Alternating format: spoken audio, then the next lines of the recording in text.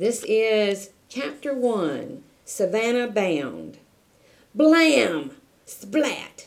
Grant burst into Christina's bedroom like a mini tornado and nosedived straight onto her bed, scattering her neatly piled clothes.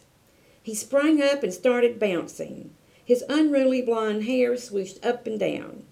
"I'm going on a shrimp boat, I'm going on a shrimp boat," he sang. Thump! Christina's backpack fell off the bed. Her khaki Girl Scout sash, covered with brightly colored metal pins, slid to the floor. "Grant!" yelled Christina. "What are you doing?" Her stick-straight brown hair flipped into her eyes as she spun around to stare at him.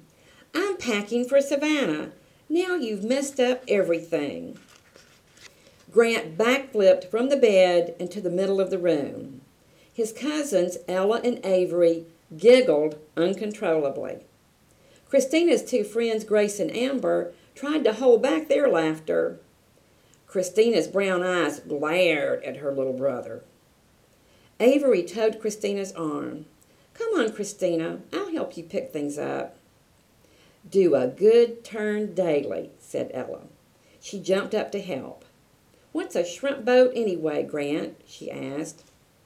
"Papa says it's a boat that goes out and catches shrimp," replied Grant.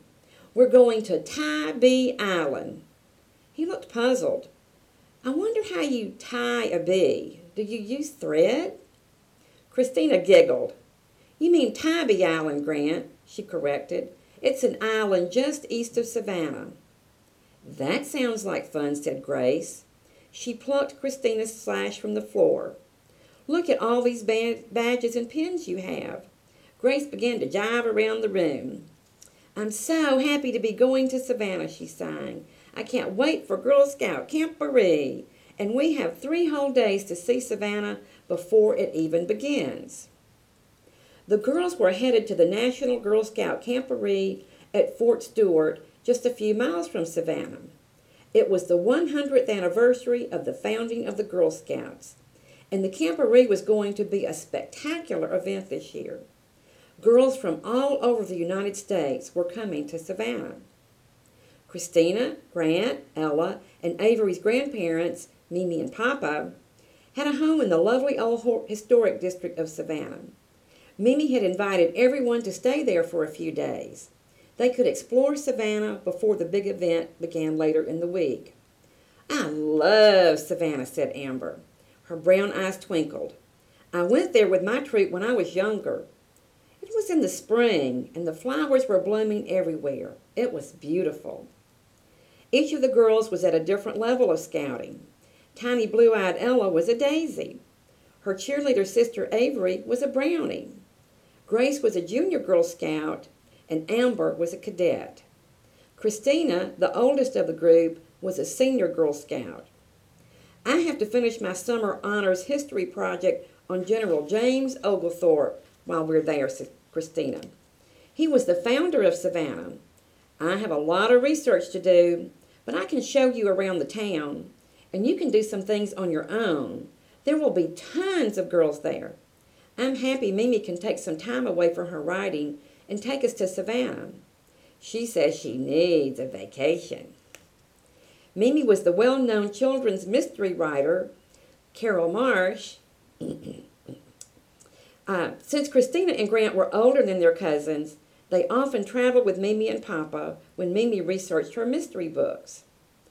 "Every time you go somewhere with Mimi, there's always some kind of spooky mystery," said Avery.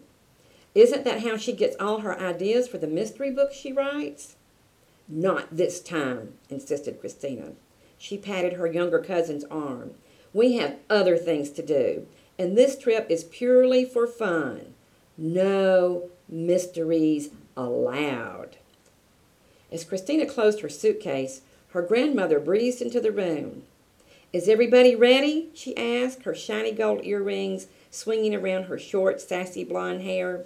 "Papa's in the van and is ready to hit the road. Does anybody know where Grant is?" "He was just here, Mimi," said Ella, throwing her little arms around Mimi. Everyone looked around the bedroom. "Yes, he was," said Christina. "He just tornadoed my bed." Suddenly, Grant popped up from behind a chair. He clutched a box of mint cookies. His mouth was stuffed full, and chocolate cookie crumbs clung to his chin. "Where did you get those?" said Christina. "Beside your bed," mumbled Grant. "Beside your bed." Christina grabbed the empty cookie box and peered inside. "Empty!" "Don't worry," said Mimi. "There are plenty more where those came from. Let's go to Savannah."